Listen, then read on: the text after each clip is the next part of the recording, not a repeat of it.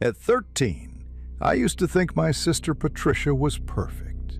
She was 17, popular, had a ton of friends, and had this boyfriend Jake, who everyone thought was really cool. I wanted to be like her when I got to high school. Then Jake dumped her. I heard them fighting out in the driveway. He yelled something about some Zoe having a better figure and Patricia letting herself go. She came inside crying so hard she could barely breathe. That night, she ate very little at dinner. When Mom asked if she's feeling okay, she shrugged, saying she just needs to sleep. But around midnight, I could hear her in the washroom, puking. After that, it started happening more often. Patricia would eat dinner with us, but moments later, she'll go up and puke it all out. One time I asked her if she's having any health issues. She strictly warned me to stay out of her life. I told Mom, but she said we should all give Patricia some space. The breakup had upset her, and it takes time when you are young to cope up with a heartbreak. I wish Mom took all this more seriously. One night, I was up late working on this science project I had to finish by morning. Taking a small break, I stepped downstairs to grab a snack when I heard whispers from the basement. The voice sounded like my sister's. The basement door was cracked open. I could see candlelight flickering. I pushed it and looked down the steps. Patricia was kneeling on the concrete with candles all around her in a circle. Her face looked like straight out of a horror movie. She had drawn an upside-down cross on her face with a black marker. There were weird symbols on the wall, drawn in what looked like red paint. A white bowl sat in front of her. She was eating raw meat from it. I could tell because it was shiny and wet in the candlelight, and her hands were covered in blood. "Patricia?" I whispered, horrified. Slowly she turned her head and looked at me. Her eyes were sunken way back in her skull, with these dark circles underneath. Her cheeks were hollow, and she'd gotten so skinny she didn't even look like Patricia anymore. "Matthew," she smiled, flashing the red-stained teeth. "You shouldn't be here." "What are you doing?" "What is that?" "I'm making myself perfect." She looked back at the bowl. "Fixing what's wrong with me."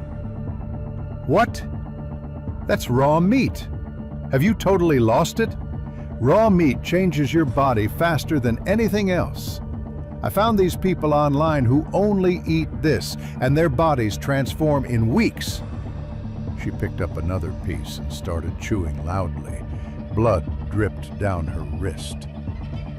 I ran back upstairs, shook Mom and Dad awake and told them everything. They went down to the basement, and I heard yelling. They dragged Patricia upstairs. She fought them the whole way, trying to get back down there. Dad had to physically carry her while she clawed at his arms and face. "Let me go! I'm not finished. I have to finish the ritual." They locked her in her bedroom. I could hear her slamming herself against the door, sobbing and begging them to let her complete it. Mom called a crisis hotline. The hotline staff advised us to bring her to the hospital first thing in the morning. I tried going back to sleep, but couldn't. Around 3 a.m., my door flew open so hard it hit the wall.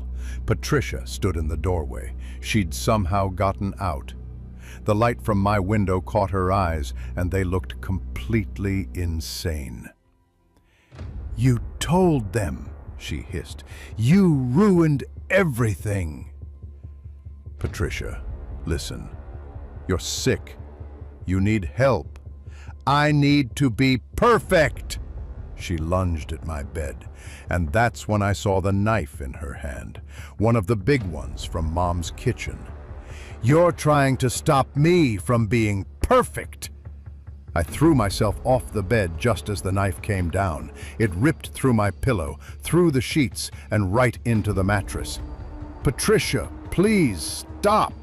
She came at me again. I tried to block her, but the blade cut into my forearm. The pain was instant and horrible. I screamed. Blood started pouring out, running down my arm, dripping onto the carpet. "You ruined it!" She was sobbing now, raising the knife again. "They're going to send me away. I'll never finish and be good enough." The door crashed open. Dad tackled Patricia from the side. They both hit the floor hard. The knife skidded under my dresser. Mom was screaming, running to me, and pressed a cloth against my arm. Dad was trying to hold Patricia down, but she kept fighting, scratching and biting. It took 2 paramedics and a police officer to restrain her. They had to sedate her right there on my bedroom floor. Even after the shot kicked in and her body went limp, her lips kept chanting those weird words from the basement. I needed 12 stitches. The scar is thick and raised. It runs from my elbow halfway down to my wrist. Patricia's been in a psychiatric hospital for 2 months now. The doctors told us she had a complete psychotic break. The breakup triggered insecurities, and she spiraled into extreme body dysmorphia. That forum she found was a pro-anorexia site mixed with occult rituals. It was convincing vulnerable girls that starving themselves and performing these ceremonies would make them perfect. She'd been eating nothing but raw chicken and beef for weeks. The doctor said another few days, and the malnutrition or food poisoning would have killed her. Mom cries constantly. Dad barely talks anymore. I visit Patricia sometimes, but she doesn't recognize me. She just stares at the walls and whispers about perfection. Jake's still with Zoe. They post happy couple photos on Instagram like nothing happened. Like his words didn't destroy my sister's entire life. The doctors say Patricia might get better eventually, but she won't be the same person again.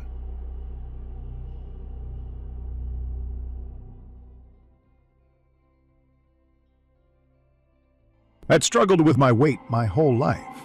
So when I saw an ad for Peak Performance Gym promising life-changing transformations in 90 days, I signed up instantly. The gym was small, tucked in a strip mall between a nail salon and a pizza place. Nothing fancy, but it was cheap and close to my apartment. That's where I met Mark, my trainer. He was tall, fit, and had an easy vibe.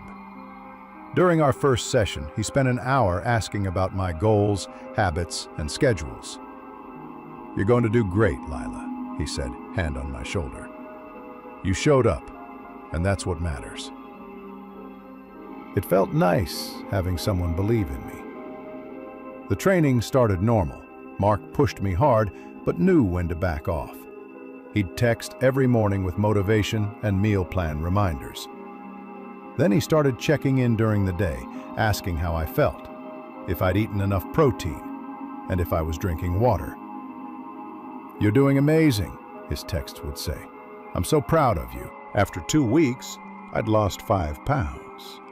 After a month, 10. I was seeing results, and Mark was always there. But the compliments shifted. Great form became, "You look really good in those leggings." Nice work turned into, "You have no idea how beautiful you are." He also started training me later, when fewer people were around. "We can focus better without distractions," he said. Then, one night, he pulled out a container of pills during our session. "Special supplements," he said. "I don't give these to everyone, but you're ready for the next level. They'll speed up fat loss, boost metabolism. You'll see results twice as fast." I hesitated. "What's in them?" "It's totally herbal and safe. I take them myself," he smiled. Trust me, Lila. When have I steered you wrong? I took the bottle home and started taking it the way he'd told me. Mark was a professional. He cared about me. Why would he give me something bad? Within a week, I felt light, a bit jittery at times, but I really felt energized. Then, 2 nights later, I was finishing a late session. It was almost 10 p.m. and the gym was empty except for us. Mark had convinced me to stay late for one final push before your weigh-in tomorrow. "I have something new for you," he said, pulling out a purple sports drink. "Metabolism booster. You drink it before bed, it works while you sleep, burns fat overnight." "Really? But I think I'm doing just fine with those supplements you've—" "Lila." His voice went slightly cold. "Do you want results or not? I'm giving you premium supplements that cost hundreds of dollars for free. The least you can do is trust my expertise." Guilt crashed over me. He'd been so good to me, spent so much time. I was being ungrateful. "Okay, sorry. That's my girl. Drink up." I took the bottle and sipped. It tasted wrong, bitter underneath the fake grape flavor. I drank about half before my head got heavy. "Mark, I feel weird." "That's normal. Blood sugar's probably low. Come, sit down." He guided me toward the mats in the back corner, away from the windows and the front desk. My vision was blurry.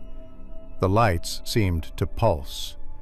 "Just lie back and relax," Mark said. His voice sounded far away. "We'll do some stretches. This helps the supplement absorb." I tried to sit up, but my arms felt like lead. "I think I need to go home." "Shh, it's okay. Close your eyes. I've got you." His hand was on my ankle, moving up my calf. The touch felt wrong. "Mark, stop!" "You're so tense. Just relax, Lila." I tried to push his hand away, but could barely move. My body wasn't working. I couldn't even scream. Mark was leaning closer. His hands were all over me. My eyes were nearly closed when suddenly I heard a bang, like someone had kicked a door open. There were heavy footsteps of several people. "Don't move! Step away from her now!" Everything happened fast. Mark jumped back, hands up. 2 cops rushed over. A woman from the gym was with them with her phone out. "I got it all, officer." The drink, everything he said, how he touched her. A female officer knelt next to me. "Can you hear me?" "We're getting help." The ambulance came. They ran tests and found Rohypnol in the drink, the date rape drug. The supplements were dangerous stimulants that had been messing up my system for weeks. The woman who saved me was Rachel. She'd been at the gym for 3 months and noticed Mark's pattern. She'd been documenting everything and had followed me that night because she had a bad feeling. "I should have said something sooner," Rachel told me at the hospital. "I wasn't sure." Didn't want to cause trouble if I was wrong. But when I saw him pull out that drink, "You saved my life," I said. Mark got arrested that night. The investigation found 5 other women he'd assaulted over 2 years. Women who were too ashamed or scared to say anything. Women who thought they were the only ones, that maybe they misread things, that maybe they deserved it. I pressed charges.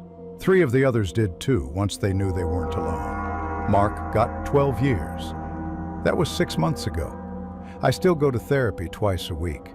I work out at home now. Had to get a new phone number because I couldn't look at those old texts without feeling sick. Some nights, I still wake up tasting that purple drink, feeling his hand on my body and hearing him mumble, "Trust me." I don't know what the takeaway is supposed to be. Don't trust trainers. Don't try to be the right shape. Be paranoid about everyone. All I know is, some woman paid attention when I didn't. She noticed things I missed because I wanted so badly to believe in illusion. I don't have nightmares about what happened. I have nightmares about what almost happened. And that's worse somehow. At 23, my life was pretty ordinary. I had a decent job, good friends, and Holly, my poodle, who thought I hung the moon. I was around 200 pounds. Some days I felt fine about it, other days not so much. Then my sister got engaged and asked me to be her maid of honor. The wedding was in 6 months, and I wanted to look good in the photos, so I decided to start small. Morning walks with Holly before work. That winter morning was my third try. The first 2 times I gave up after 10 minutes, but this time felt different. The frost made everything look clean. Holly walked next to me, her leash jingling, and for the first time in a while I felt relaxed. We'd been out maybe 20 minutes when I saw some guy near an adjacent alley to the sidewalk. He was crouched by a fire in a metal drum. The flames made his face look strange and waxy. His clothes were torn and filthy, hanging off him like rags. I thought of turning around, but then shrugged it off and told myself I was being paranoid. He was probably some homeless guy trying to stay warm. My next thought was to walk past him before he noticed me. But as I took a couple of steps, he looked up. His mouth stretched into a slow, wide grin. His yellow teeth were illuminated by the firelight. "Morning," he said, voice rough and oddly cheerful. I nodded and tried to walk past quickly, pulling Holly closer. But he stood up and blocked the sidewalk. "That's a nice dog." He stepped toward us. "Real nice. What's its name?" Holly started growling low in her throat, sensing a threat. "We have to go," I said, trying to move around him.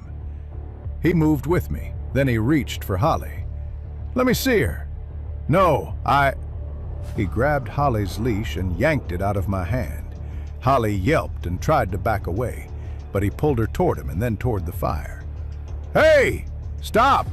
What are you doing?" He laughed, this dry, rasping sound. "What a perfect meal. Gonna roast you slow and crispy. Been hungry for days."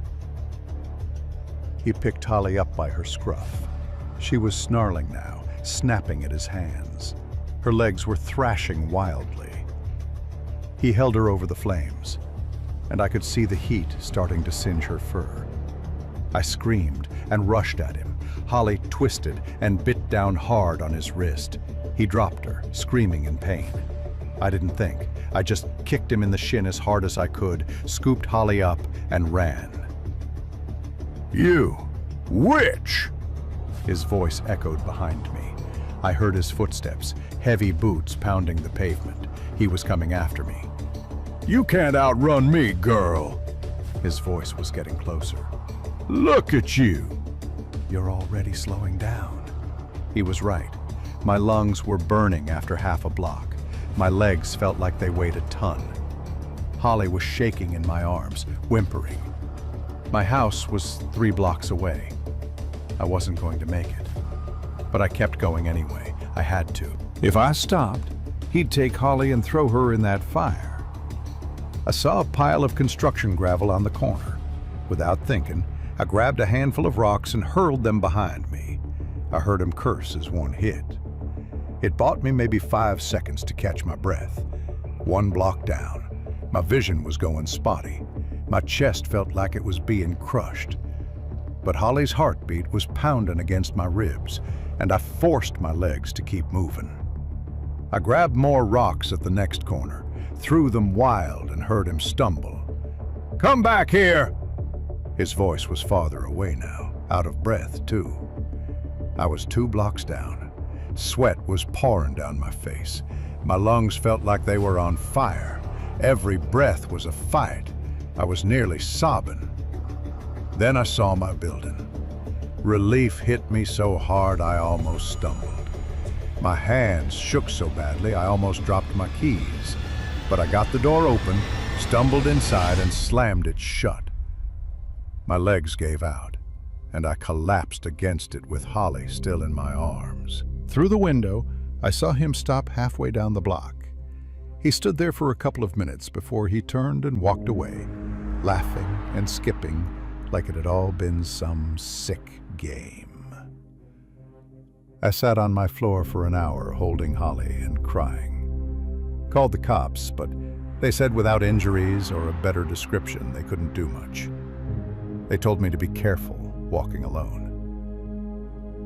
That should have ended it. Should have sent me straight back to hiding in my apartment. But I couldn't stop thinking about it. That guy was right. I was slow. I struggled. But I still outran him when it mattered most. And I realized something that morning. I didn't need to lose weight to look good in wedding photos. I needed to be strong enough to protect myself and those who mattered. So I kept walking. I also joined a kickboxing basics class at the gym near my work. It's brutal. I pant after 5 minutes. Sometimes I get so dizzy I have to sit down. Once, I actually passed out during warm-ups and woke up to the instructor fanning me with a towel. But you know what? I'd rather pass out in a gym surrounded by people than on a street where some psycho can grab my dog or do worse to me. I carry pepper spray too, just in case, and take different routes. I'm learning how to throw a proper punch and how to use my weight as an advantage instead of a weakness. My sister's wedding is in 2 weeks. My transformation ain't miraculous. I probably won't look that different in the photos, but I can run 3 blocks without stopping now. I can throw a decent hook. I can defend myself. And yeah, I still have bad days. Days when I'm exhausted and sore and wondering why I'm putting myself through this. But then I look at Holly, alive and safe, curled up on my couch, and I remember that my body worked when I wanted it to. It saved something I love.